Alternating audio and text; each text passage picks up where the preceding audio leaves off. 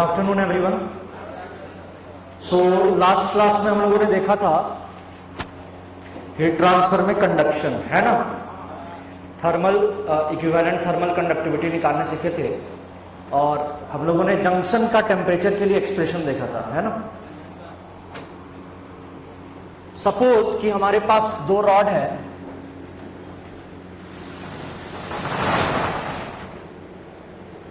और इसकी टेम्परेचर है T हाई और इसकी टेम्परेचर है T लो, और हमें किसी भी जंक्शन की टेम्परेचर पूछे, यहां का टेम्परेचर जो है वो T आपको पूछ ले।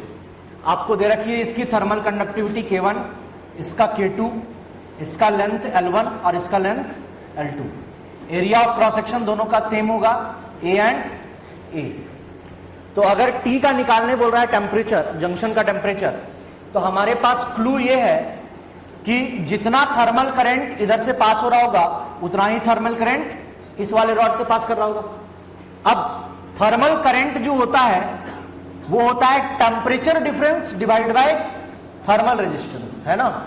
Temperature difference divided by R thermal. जैसे वहां पर पोटेंशियल डिफरेंस बाय आर हो रहा था ना रेजिस्टेंस, वैसे ही यहां पर temperature difference bye thermal resistance. तो इस वाले पार्ट के लिए लिखेंगे TH minus T temperature difference divide bye, कल देखे थे थर्मल रेजिस्टेंस जो होता है वो क्या L बाई K होता है, तो इसके लिए हम लोग लिखेंगे L1 by K1 into A। That should be equal to, जब आप थर्मल करंट इस वाले रॉड के लिए लिखोगे तो आप लिखोगे T minus T low, T minus T low divided by इसकी रेजिस्टेंस आप क्या लिखोगे L2 बाई K2A। तो यहां से आपको T मिल जाएगा, क्या मिल जाएगा, T मिल जाएगा। समझ आई बात? तो बस आपको यही इक्वेशन लिखने आना चाहिए, समझ आई बात। Temperature difference divide by thermal resistance, इसमें करंट और इसमें करंट को हम बराबर कर देंगे। समझ आई बात? कर लोगे ना? ओके। तो मान लो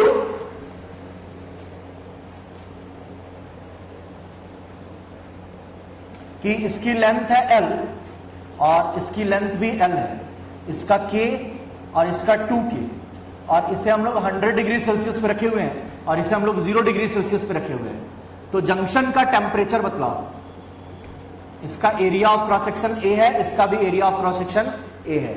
find the temperature of the junction.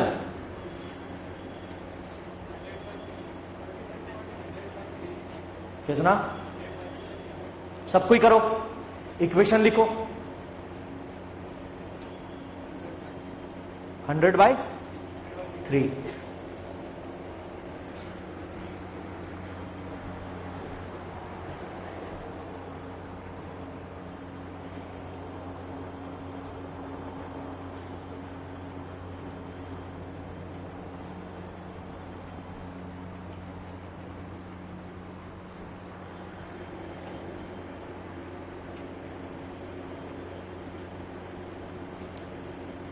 आ गया?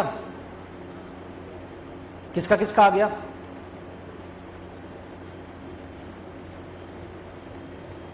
चेहरा क्या देखते हो? सॉल्व करके दिखलाओ। आपको वही चीज को फॉलो करना है, उस चीज को फॉलो तो करो। पेन रख करके और देखने लगते हो इधर, है?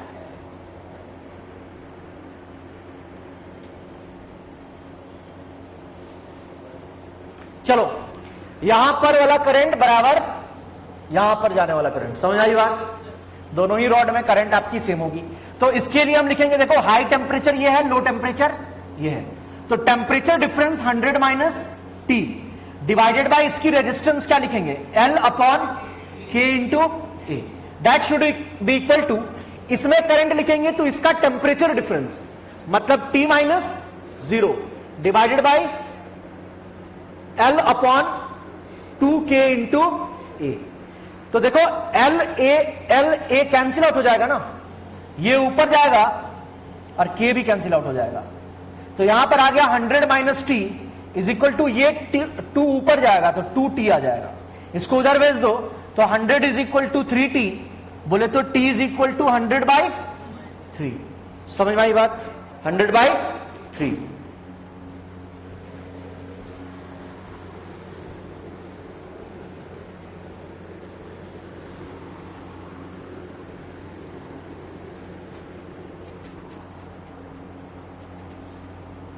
लिख रहे थे, वो सॉल्व करना था पहले तो। चलो अब देखो, मान लो कि आपके पास एक सिंगल रॉड है और इस वाले को हम लोग 100 डिग्री सेल्सियस पे रखे हुए हैं और इसे हम लोग 20 डिग्री सेल्सियस पे रखे हुए हैं। कितने पे? 20 डिग्री सेल्सियस। अब यहां पर से मान लेते हैं कि 2L लेंथ पे कोई पॉइंट है P और यहां से इसकी लेंथ हो गई 3L। ठीक है, ये आपका 2L है, ये आपका 3L है। तो पॉइंट P की टेम्परेचर क्या होगी, ये आपको पूछा जा रहा है। Find the temperature of point P। Find the temperature of point P।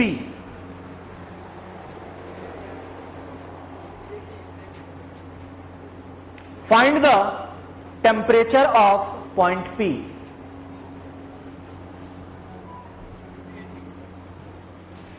कितना आएगा? सबको ही सॉल्व करो।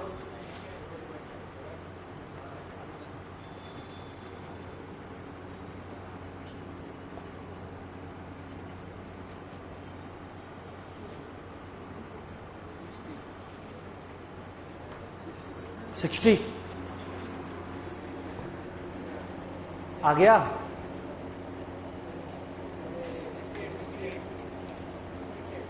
$68। बाकी लोग भी सबसे आंसर आना चाहिए।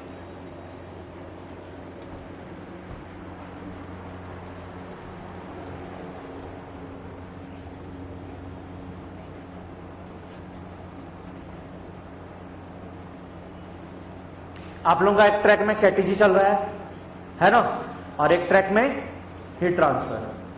तो इस एग्जाम में आपका पहले वाला जो पोर्शन है कैलोरीमेट्री प्लस थर्मोमेट्री, वो तो आएगा ही आएगा।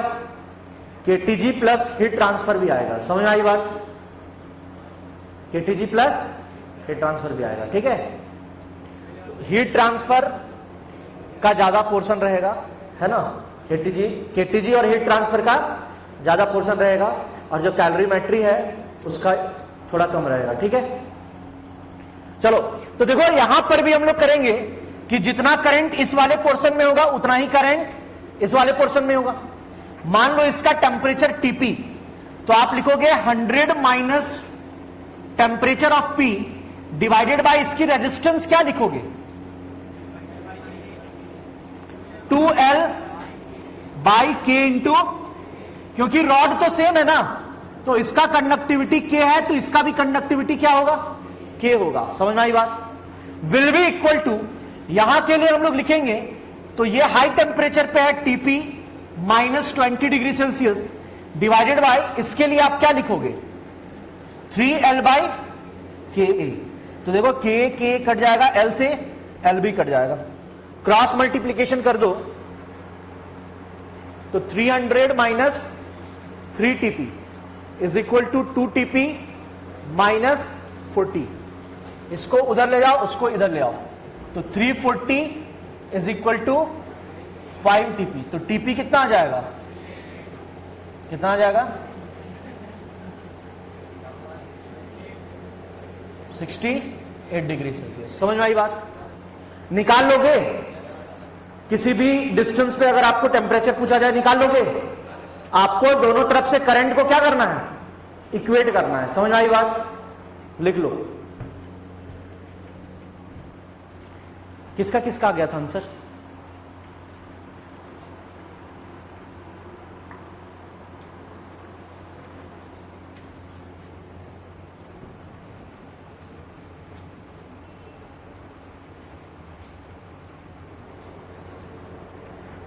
नेक्स्ट क्वेश्चन ने 2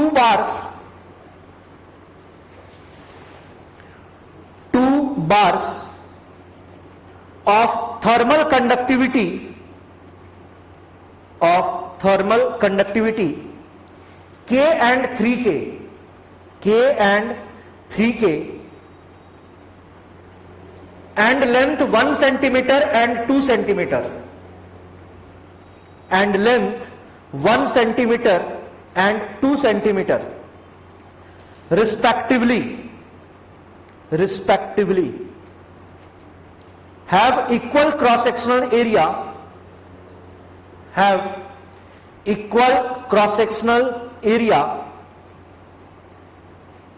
they are joined lengthwise.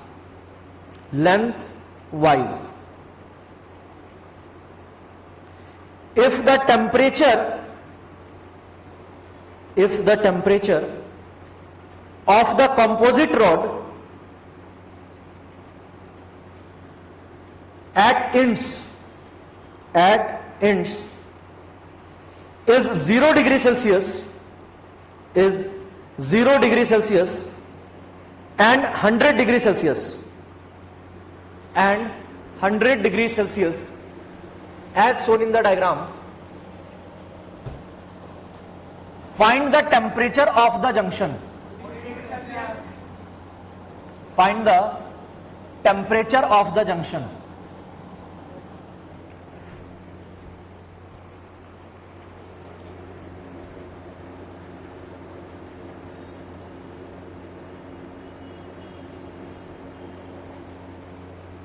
आ गया? कितना आ गया? 40 डिग्री सेल्सियस।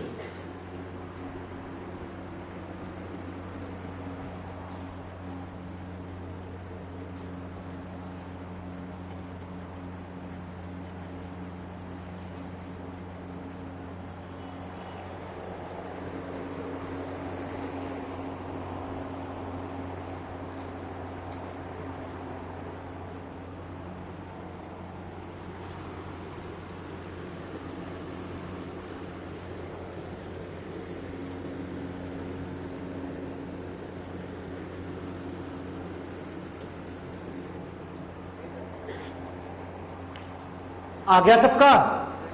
किसका किसका आ गया? क्या हुआ? आ गया सबका?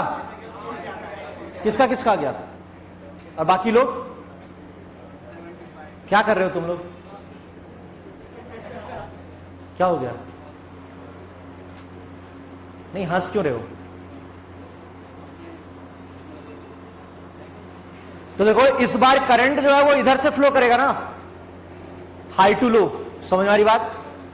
तो आप लिखोगे, मान लो यहां का टेम्परेचर T है, तो यहां से यहां के लिए आप लिखोगे current 100 minus T divided by इसकी रेजिस्टेंस क्या हो जाएगी? 2 divided by 3K into A। Area of cross section same होगा। यहां पर T माइनस 0 डिवाइडेड बाय इसकी रेजिस्टेंस हम लोग लिखेंगे 1 divided by K into A। तो ये कैंसिल आउट हो जाएगा, ये 3 ऊपर भेज दो, तो 300 माइनस 3T, और इस 2 को इधर मल्टीप्लाई कर दो तो 2T आ जाएगा। तो 300 इज इक्वल टू 5T, मतलब T is equal to 60 degree Celsius. समझ में आई बात? T is equal to 60 degree Celsius. किसका किसका आया था answer? Good.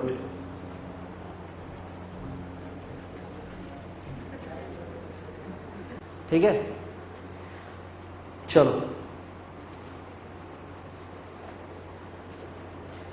The temperature gradient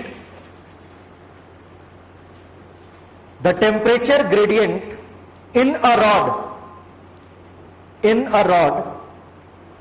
of 0.5 metre length, 0.5 metre length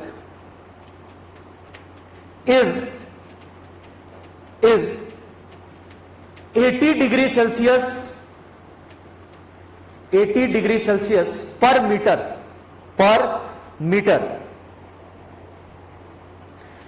the temperature of hotter and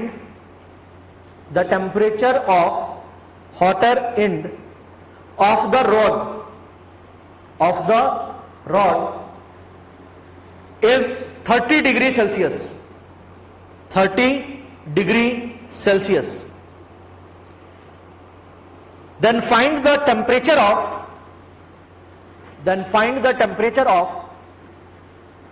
cooler end. Then find the temperature of cooler end.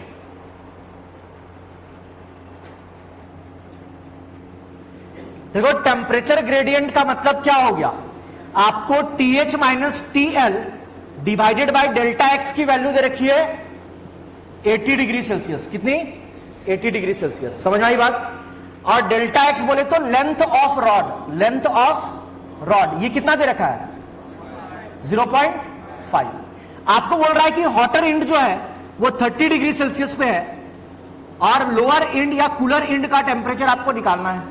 तो this divided by 0.5 should be equal to 80. तो यहां से आपको TL की value निकाल लेनी है. जब आप मल्टीप्लाई करोगे तो यह आ जाएगा 40 डिग्री सेल्सियस.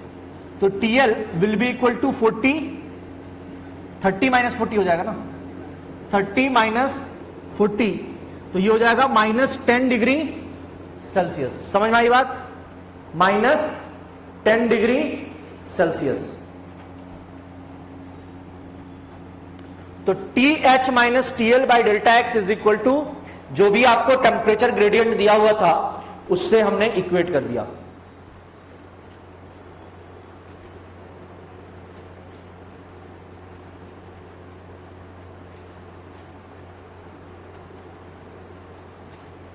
समझे कि नहीं समझे? ओके. नेक्स्ट क्वेश्चन लिखो.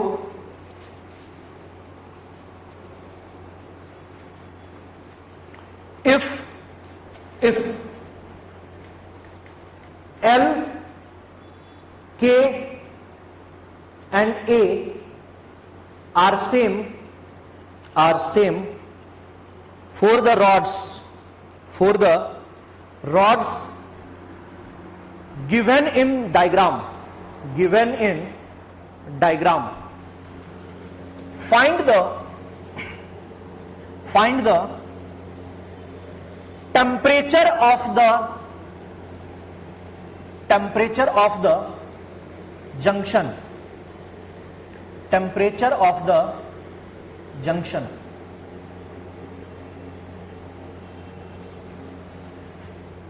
Find the temperature of the junction. आपको T निकालना है, जंक्शन की टेम्परेचर निकालनी.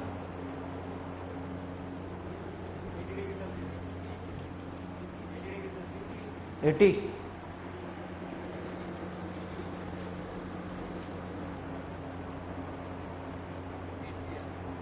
आ गया कितना? 80. देखो इस टाइप का क्वेश्चन को हम लोग सॉल्व करने के लिए क्या करेंगे, ठीक है, इसकी जो भी टेम्परेचर है, क्या है? टेम्परेचर है. मान लेते हैं कि हीट करंट जो है या फिर थर्मल करंट हर एक डायरेक्शन में निकल रहा है. क्या कर रहा है? निकल रहा है. इधर की ओर I1 आपका करंट निकल रहा है, इधर की ओर I2, इधर की ओर I3. क्या करंट में आप लोग किरचॉफ्स करंट लॉ पढ़े थे? मतलब किसी जंक्शन में नेट आने वाली करंट बराबर नेट जाने वाली करंट होता है कि नहीं होता है? इस जंक्शन पे नेट आने वाली करंट कितना है? 0 है ना. तो नेट जाने वाली करंट भी क्या होना चाहिए? 0. मतलब हम लिखेंगे कि I1 plus I2 plus I3 इन तीनों का सम क्या होना चाहिए? 0. नेट जाने वाली करंट क्या होना चाहिए? 0. अब देखो करंट हम लोगों ने लिखने सीखा है कि अगर इसकी टेम्परेचर है T, यहां से करंट जा रहा है, करंट हमेशा high temperature to low temperature flow करता है. किधर से किधर फ्लो करेगा? High temperature to. तो I1 को हम क्या लिखेंगे? T minus 90 divided by resistance of this rod. Temperature difference by resistance, यही तो होता है ना करंट. अरे थर्मल करंट क्या होता है? T high minus T low divided by thermal resistance. समझ में आई बात? क्या तीनों रॉड आइडेंटिकल है? तो तीनों की रेजिस्टेंस, थर्मल रेजिस्टेंस जो होगी वो आर आर एंड आर लिख सकते हैं क्या? लिख सकते हैं ना। तो आप लिखोगे I1 को, देखो I1 को हम क्या लिखेंगे? T minus 90 divided by R, T minus 90 divided by R, plus I2 को क्या लिखेंगे? T minus 80 divided by R, तो T minus 80 divided by R, plus I3 को क्या लिखेंगे? T minus divided by, this should be equal to 0। तो यहां पर देखो आर आर कॉमन लेकर के उधर भेज दो, तो T T T कितना हो जाएगा? माइनस 90 प्लस 80 170, और 170 और 70 240 इज इक्वल टू 0। तो T is equal to 240 by 3, मतलब 80 डिग्री सेल्सियस। समझ में आई बात? 80 डिग्री सेल्सियस। समझ गए कैसे टेम्परेचर निकालेंगे? देखो अगर आपको इसकी थर्मल रेजिस्टेंस दे रखी है, थर्मल रेजिस्टेंस दे रखी है R, तो आप I1 की वैल्यू अगर निकालना चाहते हो तो इस वाले में टेम्परेचर की वैल्यू पुट कर दो। समझ रहे हो? आपको अगर पूछे कि इस वाले रॉड में कितना रेट ऑफ हीट फ्लो है या फिर थर्मल करंट कितना है, तो यही आपको I1 की वैल्यू दे देगी। अगर आपको I2 निकालना है तो इसमें T की वैल्यू पुट कर दो। समझ में आ रही बात? और इसमें I3 निकालना है तो इसमें T की वैल्यू पुट कर दो। समझ में आई बात? जैसे करंट में करते थे ना, ठीक वैसा ही इसमें भी करना पड़ेगा। क्लियर है? देखो यहां का टेम्परेचर आ गया 80 डिग्री सेल्सियस और इसका भी टेम्परेचर है 80 डिग्री सेल्सियस, तो करंट फ्लो करेगा क्या? करंट फ्लो करने के लिए टेम्परेचर डिफरेंस का होना जरूरी है। समझ में आ रही बात? तो आप डायरेक्टली बोल सकते हो कि I2 विल बी 0। समझ में आई बात? चलो लिख लो इसको।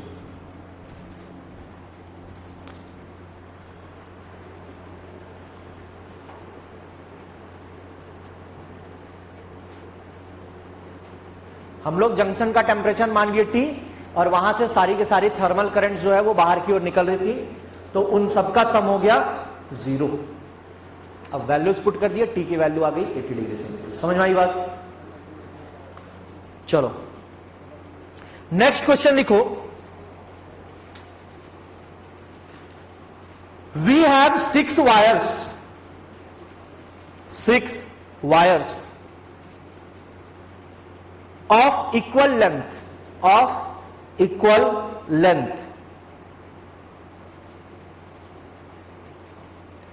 area equal length comma area and k are connected as shown in the diagram. Find the temperature of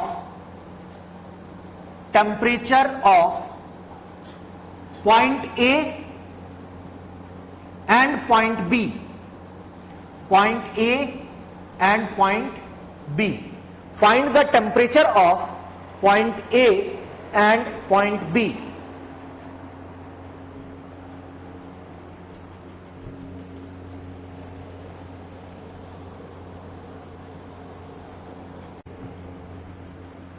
Find the temperature of point A and point B.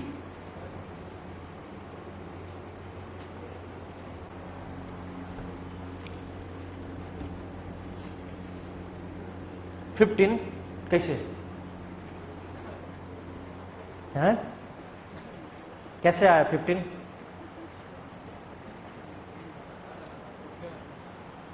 पिछले बार में।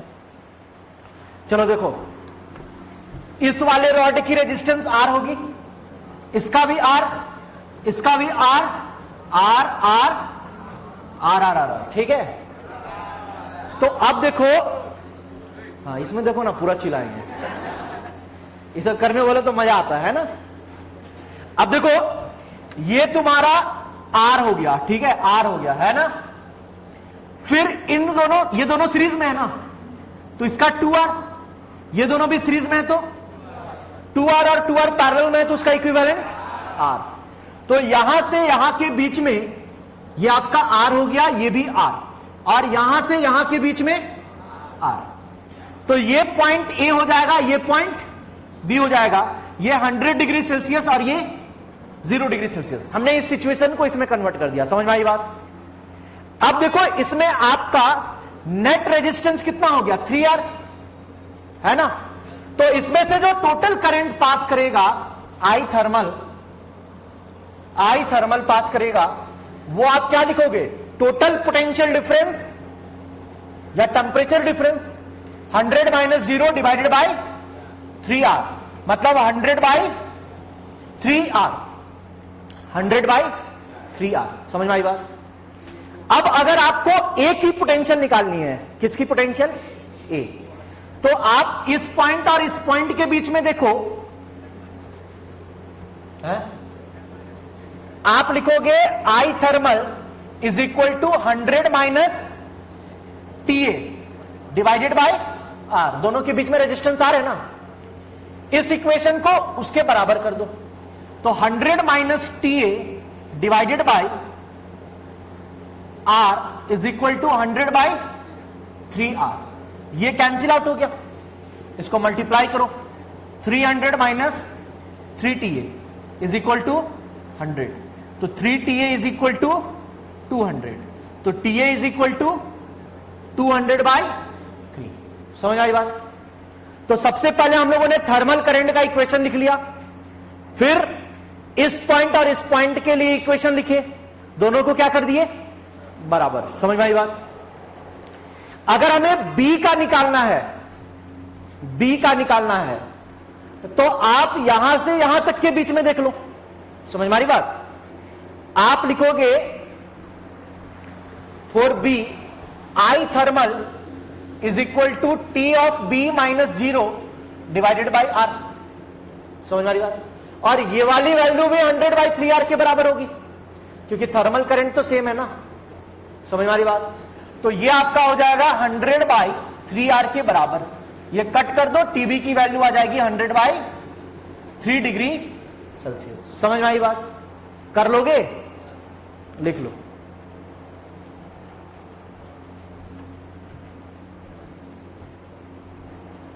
लिख लिए क्या, लिख लिए, समझ में आए। किसी को डाउट है इसमें, पूछ सकते हो, ठीक है। अब देखो नेक्स्ट जो है, मान लो कि आपके पास एक हॉलो स्फीयर है। क्या है, हॉलो स्फीयर, ऐसा ये हॉलो है अंदर में, ठीक है। और इसमें आपका मटेरियल भरा हुआ है, मटेरियल भरा हुआ है। इसके अंदर की टेम्परेचर T हाई है और बाहर की टेम्परेचर T लो है। ये वाली रेडियस है R1 और ये वाली रेडियस है R2। बहुत स्टैंडर्ड क्वेश्चन है। क्या है, स्टैंडर्ड क्वेश्चन है। तो इसकी जो इसमें हीट फ्लो होगा ना, इधर से इधर, high temperature to low temperature. समझ आई बात। तो इस केस में जो थर्मल रेजिस्टेंस होता है वो हम लोगों को इंटीग्रेशन करके निकालना पड़ता है, डिराइव करना पड़ता है। समझ आई बात। लेकिन आपको याद रखना है कि इस केस में जो थर्मल रेजिस्टेंस होगा that will be equal to, अगर इसकी कंडक्टिविटी K है, क्या है, K, तो ये होगा 1/4 पाई K into 1/R1 minus 1/R2।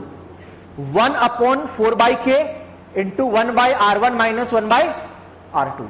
समझ में आई बात। ये आपका थर्मल रेजिस्टेंस हो जाएगा। क्या हो जाएगा, थर्मल रेजिस्टेंस। अगर क्वेश्चन में आता है डायरेक्टली देख करके टिक मार देना। क्या करना, टिक मार देना। समझ में आ रही बात। इसमें आपको एलसीएम के फॉर्म में भी दे सकता है कि एलसीएम नीचे ले लो, R1 R2, ऊपर आ जाएगा R2 माइनस R1। आप इसको ऐसे भी लिख सकते हो कि नीचे आ जाएगा एलसीएम R1 R2, ऊपर में आ जाएगा R2 minus R1 divided by 4 pi K into R1 R2। समझ में आई बात।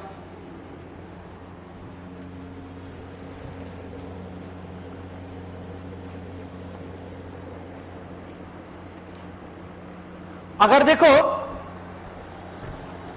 यहां से करंट जो है वो फ्लो कर रहा है हाई टेम्परेचर से लो टेम्परेचर। अगर आपको करंट पूछा जाए कि कितना करंट फ्लो करेगा, थर्मल करंट, तो आपको रेजिस्टेंस याद है, क्या है, याद है। थर्मल करंट होगा temperature difference T high minus T low divided by thermal resistance. समझ में आई बात? तो टेम्परेचर डिफरेंस आपको दे रखा है टी हाई माइनस टी लो, और थर्मल जो रेजिस्टेंस अभी हम लोग निकाले हैं उसको आपको पुट कर देना है। क्या कर देना है? पुट। R2 माइनस R1, और ये ऊपर चला जाएगा 4 पाई के R1 इंटू R2। तो अगर आपको रेजिस्टेंस याद है तो आप करंट इजिली लिख सकते हो। समझ में आई बात? लिख लो इसको भी, कोई दिक्कत? Growth of ice in lake, growth of ice in lake. कभी जमा हुआ लेक देखे हो? कहां देखे हो? है? कहां पे? वीडियो में। अच्छा, अगर हम एक लेक देखें, झील, कौन सा झील? झील, ठीक है। तो झील में क्या होता है? पानी। तो अगर आप कश्मीर जाओगे या फिर सिक्किम जाओगे, ठीक है, तो वहां पे आपको देखने मिलेगा कि वहां की जो एटमॉस्फेयर की टेम्परेचर रहती है वो 0 डिग्री सेल्सियस से कम रहती है, -θ डिग्री सेल्सियस हम लोग मान लेते हैं। समझ में आ रही बात? तो ये जो लेक है वो जमुना स्टार्ट होता है ना? क्या स्टार्ट होता है? जमुना स्टार्ट होता है। और मान लेते हैं कि ऊपर से जमते किसी टाइम पे ये x थिकनेस जमा, कितना थिकनेस? x थिकनेस जमा। समझ में आ रही बात? तो x थिकनेस फ्रीज होने में या x थिकनेस जमने में जो टाइम लगता है, इसका एक्सप्रेशन आपको याद रखना है। समझ में आ रही बात? रो इंटू थीटा बाई 2 क्या होता है?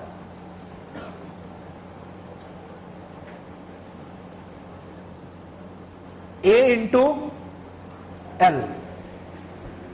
रो ए नहीं आता है, रो थीटा बाई, इधर तो एक्स स्क्वायर आता है, एल होता है 2L।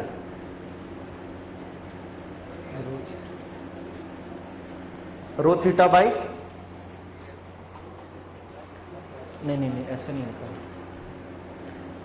रो इंटू के, रो इंटू एल बाई के इंटू थीटा, ऐसा एक्सप्रेशन आता है, ठीक है। तो यहां पर देखो रो जो है ये आइस की डेंसिटी है। किसकी है? आइस की डेंसिटी है, आइस की डेंसिटी है। एल क्या है? Latent heat of fusion, latent heat of fusion. के जो है ये आपका थर्मल कंडक्टिविटी ऑफ आइस है, थर्मल कंडक्टिविटी ऑफ आइस है। और थीटा जो है ये एटमॉस्फेरिक टेम्परेचर है, मतलब एटमॉस्फेयर का टेम्परेचर है, ठीक है, टेम्परेचर ऑफ एटमॉस्फेयर।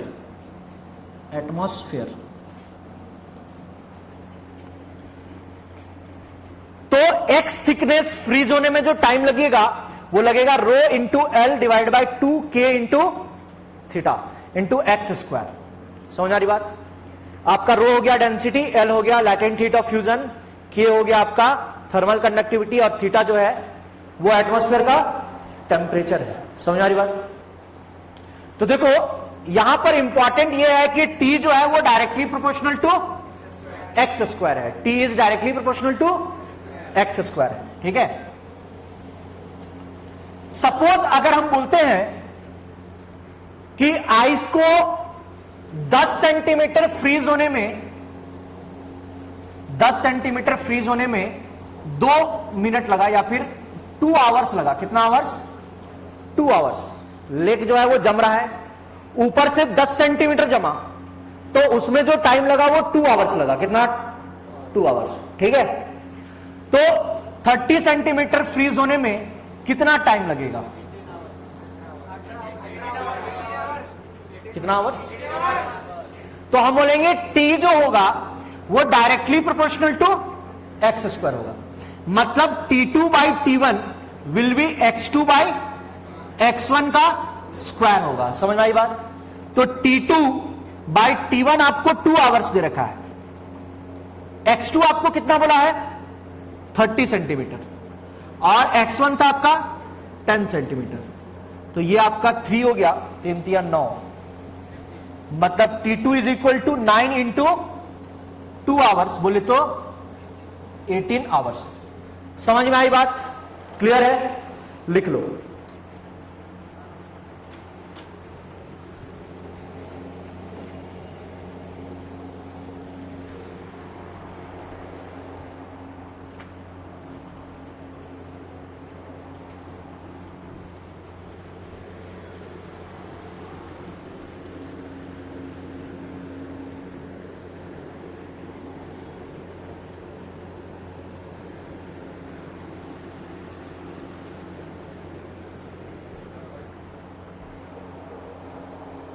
क्या हो गया? कौन सा? डेरिवेशन यहां पे नहीं कराएंगे, ठीक है? आपको डायरेक्टली वाला रिजल्ट याद रखना है। क्या रखना है? रिजल्ट। हम रेगुलर क्लासेस में डेरिवेशन कराते हैं, ठीक है, लेकिन आपको अल्टीमेटली रिजल्ट याद रखना है, क्योंकि वहां पर आप डेरिवेशन नहीं करने वाले हो। आपको याद ही रखना होगा। क्या रखना होगा? याद रखना होगा। समझ में आई बात? कुछ याद रखो चाहे नहीं रखो, लेकिन T is directly proportional to X square, ये तो जरूर याद रखो। समझ में आ रही बात? T is directly proportional to X square, है ना? और यहां पर रो L बाई 2 के थीटा आ जाएगा, ठीक है? अब देखो, मान लो कभी आपको यह पूछा जाए कि अभी मान लो X1 थिकनेस ये जमा हुआ है फ्रिज, समझ आई बात? और X1 से X2 थिकनेस तक फ्रीज होने में कितना टाइम लगेगा? जो X थिकनेस है वो तो 0 से है ना, 0 से X थिकनेस में कितना टाइम लग रहा है, उसका टाइम का हमारे पास एक्सप्रेशन है। आपको पूछा जाए X1 से X2 थिकनेस तक फ्रीज होने में कितना टाइम लगेगा, तो हम क्या करेंगे? T2 minus T1। तो T2 हम लिखेंगे हाफ रो L बाई के theta into X2 square minus half rho L by के थीटा X1 स्क्वायर। तो ये वाला टर्म तो कॉमन आ जाएगा ना, रो L बाई के theta X2 square minus X1 square. समझ में आई बात? तो यही आपको टाइम लगेगा X2 से X1 तक फ्रीज होने में। समझ में आई बात? यहां पर ऊपर में लिख लेना, time to freeze, time to freeze from thickness X2 to X1, X1 to X2, from thickness X1 to X2 is this one.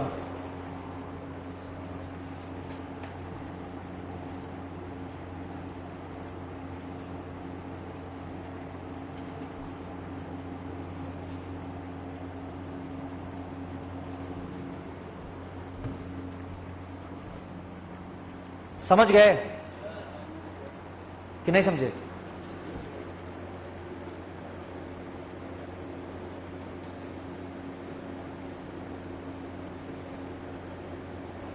देखो, अभी मान लो इसकी थिकनेस x है। क्या है?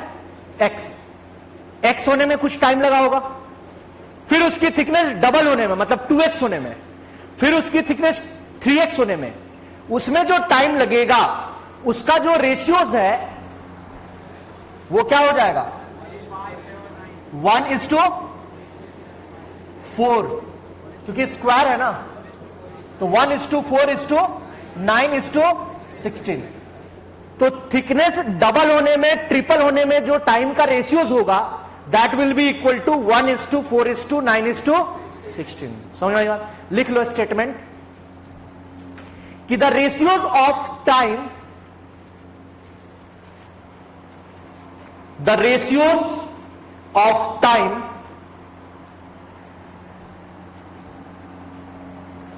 To double comma triple comma चौवल, मतलब समझ लो, 4 times of thickness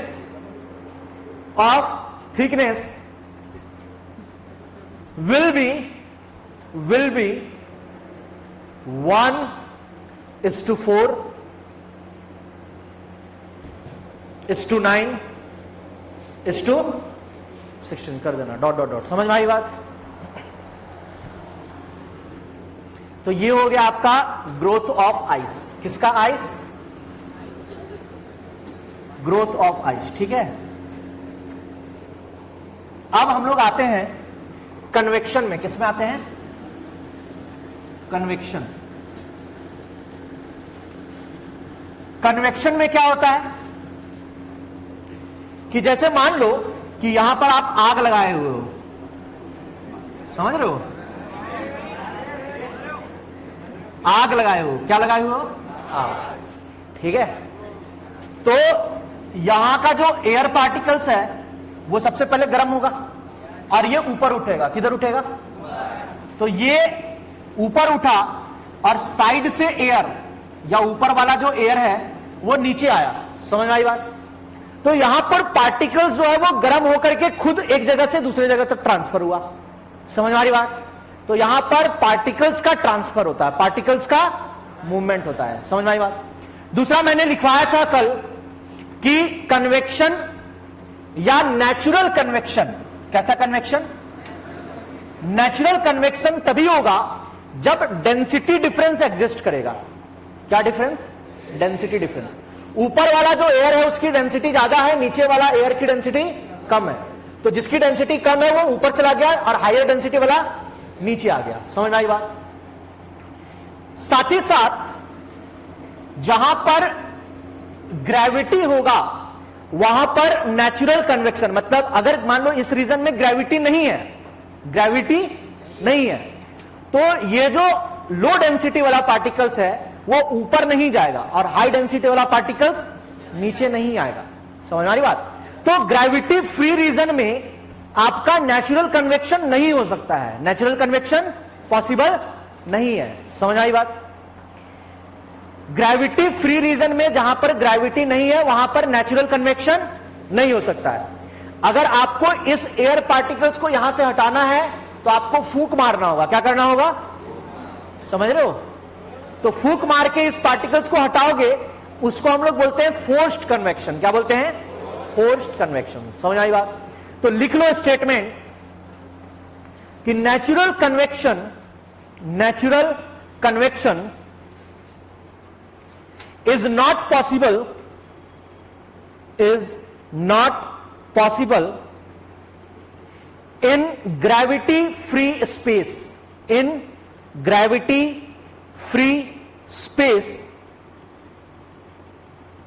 such as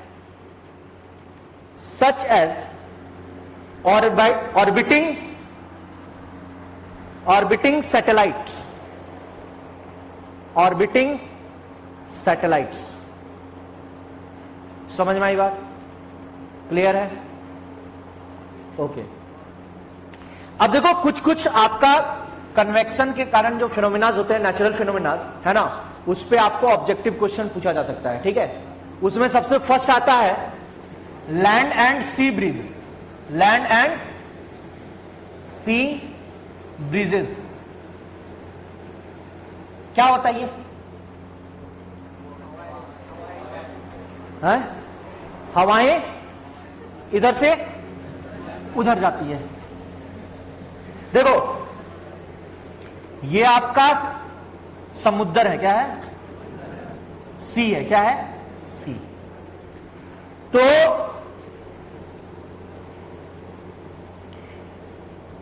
दिन के टाइम में जब बहुत ज्यादा धूप रहता है, समझ आ रही बात, सैंड जो होता है या फिर यहां पर जो मिट्टी होती है उसकी हीट कैपेसिटी कम होती है। क्या होती है? मतलब वो जल्दी से गर्म होगा। समझ आ रही बात? जल्दी से गर्म होगा तो इसके ऊपर की जो एयर्स होगी उसकी टेम्परेचर ज्यादा होगी, और वाटर की जो हीट कैपेसिटी होती है वो कम होती है। क्या होती है? कम। तो इसके रिलेटिवली या इसके कंपेरेबल में वाटर का टेम्परेचर क्या होगा? कम होगा। तो इसके ऊपर का जो एयर होगा वो उसके कंपेरिजन में क्या होगा? ठंडा होगा, है ना? क्या होगा? ठंडा होगा। अरे इसको क्यों मिटा दिया? तो देखो ये ज्यादा गर्म है और वो कम गर्म है। समझ आ रही बात? मतलब इसकी डेंसिटी कम है और इसकी डेंसिटी, तो ये कम डेंसिटी होता है तो ये ऊपर उठ जाता है। समझ में आ रही बात? अब देखो यहां पर से एयर जो है वो ऊपर उठा तो यहां पर लो प्रेशर रीजन क्रिएट होता है। क्या होता है? और यहां पर हाई प्रेशर रीजन क्रिएट होता है। तो हाई प्रेशर रीजन से लो प्रेशर रीजन की ओर एयर का फ्लो होता है। समझ में आ रही बात? इसे हम बोलते हैं सी ब्रीजेस। क्या बोलते हैं? सी ब्रीजेस। सी से लैंड की तरफ हवा आता है, उसको हम क्या बोलते हैं?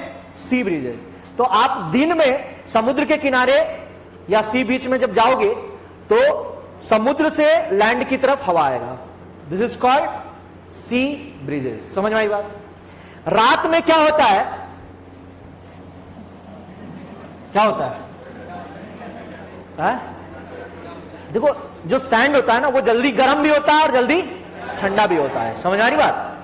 तो जो सैंड है वो आपका जल्दी ठंडा हो गया, ठीक है, और यहां पर आपका वाटर जो है वो धीरे धीरे ठंडा होता है।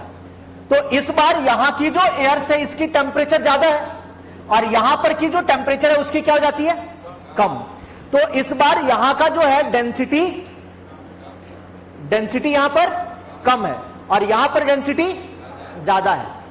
तो यहां पर आपका लो प्रेशर रीजन क्रिएट हो जाता है और लैंड में आपका हाई प्रेशर रीजन क्रिएट हो जाता है। तो रात के समय में लैंड से सी की तरफ एयर का फ्लो होता है। लैंड से सी की तरफ एयर का फ्लो होता है, इसे बोलते हैं लैंड ब्रीज। क्या बोलते हैं? Land breeze.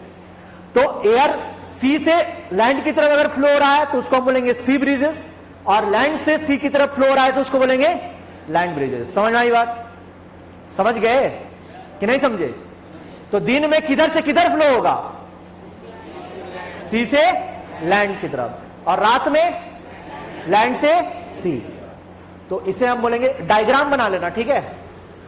सी ब्रीजेस और इसे बोलेंगे लैंड ब्रीजेस। ये आपका क्या होता है? दिन में होता है जब सूरज चमक रहा होता है, और ये होता है चांदनी रात में।